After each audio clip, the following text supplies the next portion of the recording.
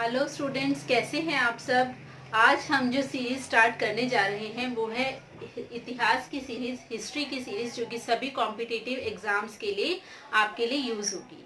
तो आज हम जिस इतिहास के जिस क्रम से स्टार्ट कर रहे हैं वो है प्राचीन भारतीय इतिहास। प्राचीन भारतीय इतिहास से आज हम इतिहास की सीरीज की शुरुआत करने जा रहे हैं। तो जैसे जैसे इतिहास की सीरीज आगे बढ़ती जाएगी, इससे रिलेटेड चैप्टर्स आप समझते जाएंगे और इससे रिलेटेड 10 इम्पॉर्टेंट क्वेश्चंस भी हम हर वीडियो के लास्ट में करेंगे। तो आइए शुरू करते हैं।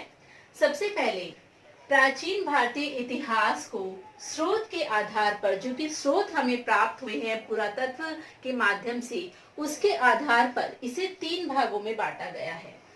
प्रागैतिहासिक काल, आद्य ऐतिहासिक काल एवं ऐतिहासिक काल। तो स्रोत के आधार पर कितने भागों में बांटा गया है? 3 भागों में। प्रागैतिहासिक काल, आद्य ऐतिहासिक काल और ऐतिहासिक काल। अब इनमें क्या अंतर है? प्रागैतिहासिक काल, प्रागैतिहासिक काल वह काल है जिसका कोई भी हमें लिखित साक्ष्य प्राप्त नहीं हुआ है। मीन्स कोई भी उसकी लिखित लिपि या कोई भी साक्ष्य हमें प्राप्त नहीं है। उस काल को हम प्रागैतिहासिक काल कहते हैं। उसको पाषाण काल के नाम से भी हम जान सकते हैं। पाषाण काल, पत्थरों का युग जो था, उसको हम प्रागैतिहासिक काल कहते हैं। नेक्स्ट है हमारा आद्य ऐतिहासिक काल। आद्य ऐतिहासिक काल वह काल है जिसमें हमें स्रोत तो प्राप्त हुए हैं, लेकिन हम किसी भी माध्यम से अभी उन स्रोतों को पढ़ नहीं पाए हैं। मीन्स स्रोत होने के बावजूद भी हम उनकी स्टडी नहीं कर पाए हैं। लिखित साक्ष्य तो उपलब्ध हैं, लेकिन हम उन्हें पढ़ नहीं पाए हैं। तो उसे आद्य ऐतिहासिक काल के नाम से जाना जाता है।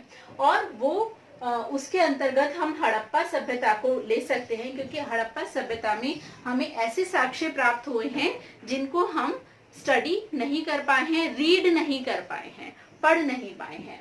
नेक्स्ट है ऐतिहासिक काल। ऐतिहासिक काल वह काल है जिसमें लिखित साक्ष्य हमें प्राप्त हुए हैं और हमने उनको अच्छे से पढ़ भी लिया है। उसको हम ऐतिहासिक काल के नाम से जानते हैं। जैसे कि इसके उदाहरण में हम वैदिक काल को ले सकते हैं। तो जो वैदिक काल है, वो जो सभ्यता है, उसके जितने भी साक्ष्य हमें प्राप्त हुए हैं, उन सभी को हम अच्छे से स्टडी कर सकते हैं, पढ़ सकते हैं। तो वो है हमारा ऐतिहासिक काल। अब प्रागैतिहासिक काल में, प्रागैतिहासिक काल को जब हम भारत में इसकी बात करते हैं, तो भारत में प्रागैतिहासिक काल का जनक किसे कहा जाता है? रॉबर्ट बुशफुट को कहा जाता है। ये डायरेक्ट क्वेश्चन आता है। रॉबर्ट बुशफुट को भारत में प्रागैतिहासिक काल का जनक कहा जाता है। अब प्रागैतिहासिक काल को हम और आगे इसको पढ़ते हैं।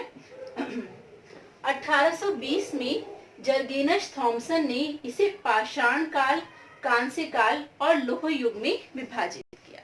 अब पाषाण काल क्या है, कांस्य काल क्या है, ये लोह युग क्या है, इसको थोड़ा सा समझ लेते हैं।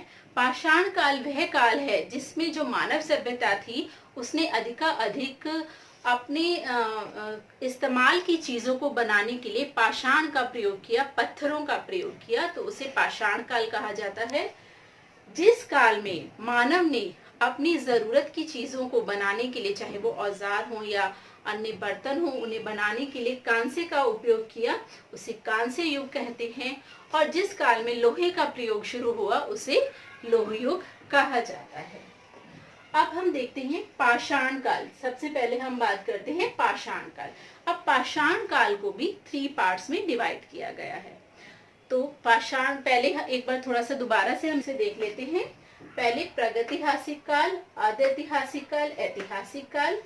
प्रागैतिहासिक काल का जो उदाहरण है वो है पाषाण काल, और उसी पाषाण काल को 3 और भागों में बांटा गया है, जिसे कि हम कहते हैं पूरा पाषाण काल, मध्य पाषाण काल और नव पाषाण काल। अब हम इसे डिटेल में समझेंगे और देखेंगे कि इन तीनों में क्या अंतर है और वो अंतर किन आधारों पर है।